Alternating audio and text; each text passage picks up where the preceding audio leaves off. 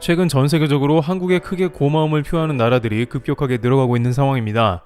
한국의 경제력의 상승과 더불어 국격의 상승이 일어나며 한국과 다양한 협력을 진행하면서 중국 대외 경제 프로그램인 1대1로와 같이 일방적이며 중국 자본을 침투시키는 문제가 없으며 국가 간의 상호 발전을 이뤄내는 대한민국을 신뢰하는 케이스가 매우 많아진 것입니다.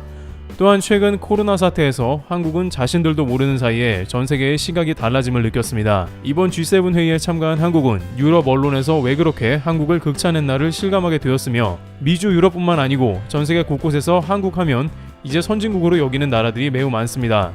또한 그 가운데 코로나 진단 키트나 방역 물품을 지원받으면서 한국에 감사를 표하는 나라도 생긴 것이죠. 일부 국가들은 한국 코로나 방역과 그간 한국과 경제 교류에 대한 감사의 표시로 공항에서 수십 년 만에 처음으로 스페인어, 영어에 이어서 한글을 제3언어로 표기하기도 했습니다.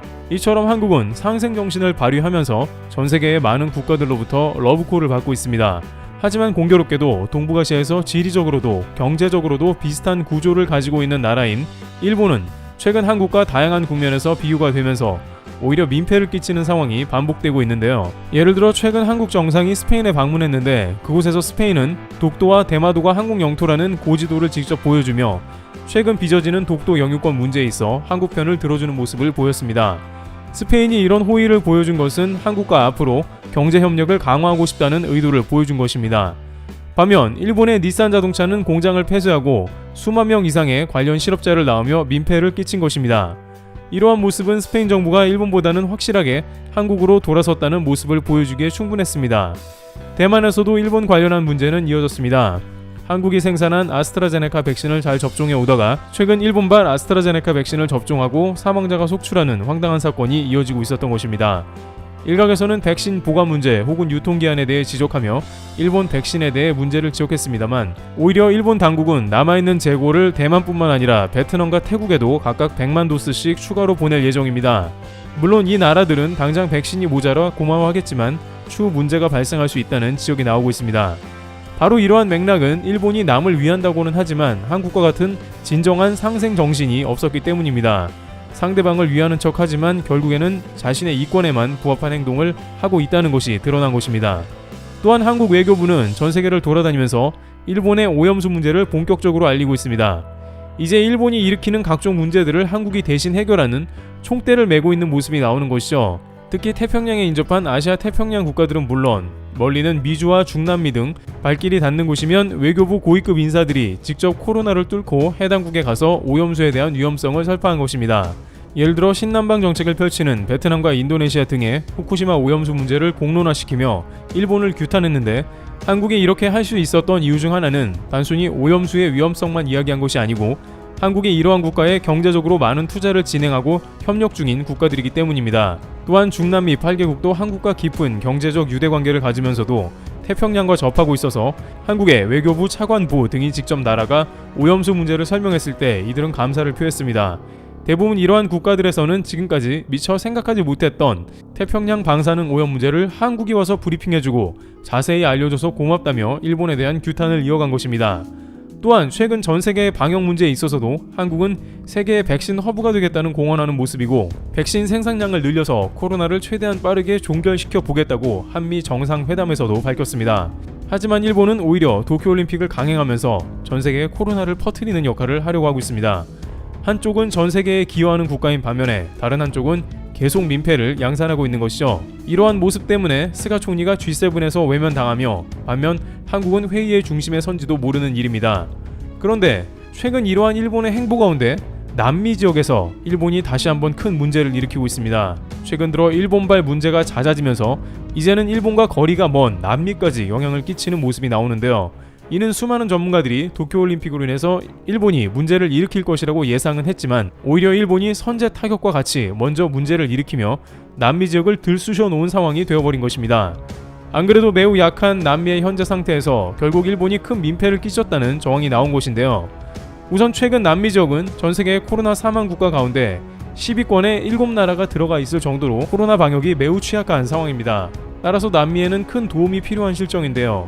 하지만 남미 축구협회는 코파 아메리카를 개최하는 등 오히려 방역에 반대되는 역할을 해서 비난을 받았습니다.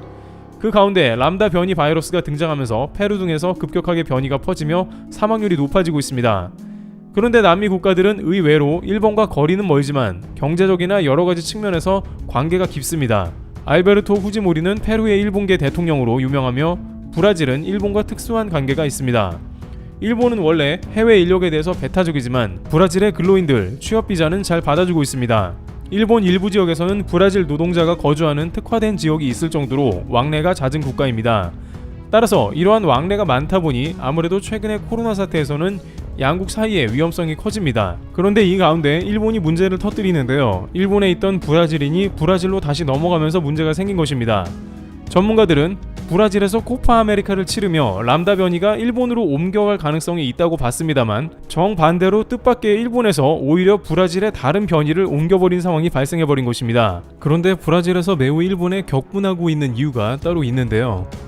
브라질 보건부는 27일 발표한 보고서를 통해 42세 여성이 4월 초 일본에서 귀국한 뒤 코로나19 확진 판정을 받았다고 밝혔습니다.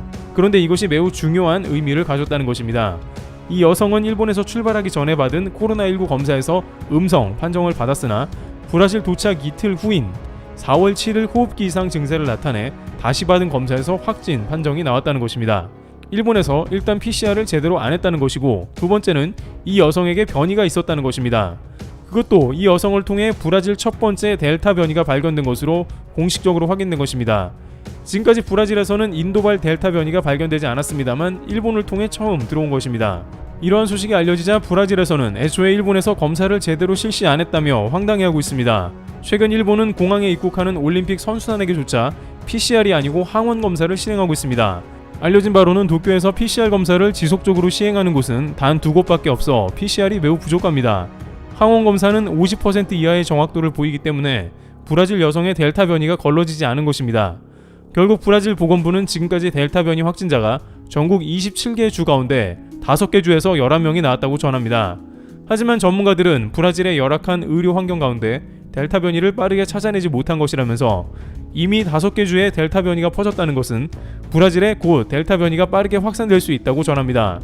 현재에도 매일 확진자가 7만 명 이상 나오기 때문에 델타 변이는 조만간 브라질에 창궐할 것으로 판단되고 있습니다. 결국 일본의 방역의 허술함과 일본 자체의 델타 변이가 창궐한 환경이 안 그래도 방역이 매우 어려운 브라질에 더욱더 큰 어려움을 안기고 있는 실정입니다.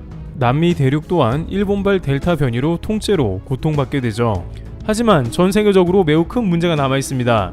이제 브라질에서 역으로 람다 변이 바이러스가 도쿄올림픽을 통해 일본에 퍼질 것이 분명하며 이것은 다시 한번 전 세계로 바이러스를 뿌려서 많은 나라들이 고통받게 될 것으로 보이는 것입니다. 한국도 300여 명의 선수단이 파견되기 때문에 이들에 대한 철저한 격리와 감시가 필요할 것입니다. 많은 누리꾼들은 선수단의 안전은 물론이고 독도 문제와 방사능 식자재까지 논란이 되는 이번 도쿄올림픽은 그냥 보이콧하는 게 좋지 않겠냐는 의견을 지속적으로 제기하고 있습니다. 전문가들은 올림픽이 열리더라도 대형 감염 사태가 일어날 확률이 매우 크다는 예측을 하고 있습니다. 국제사회에서 일본의 각종 민폐가 이제 올림픽을 통해 최악으로 전환되는 국면에 있습니다. 트래블TV였습니다. 감사합니다.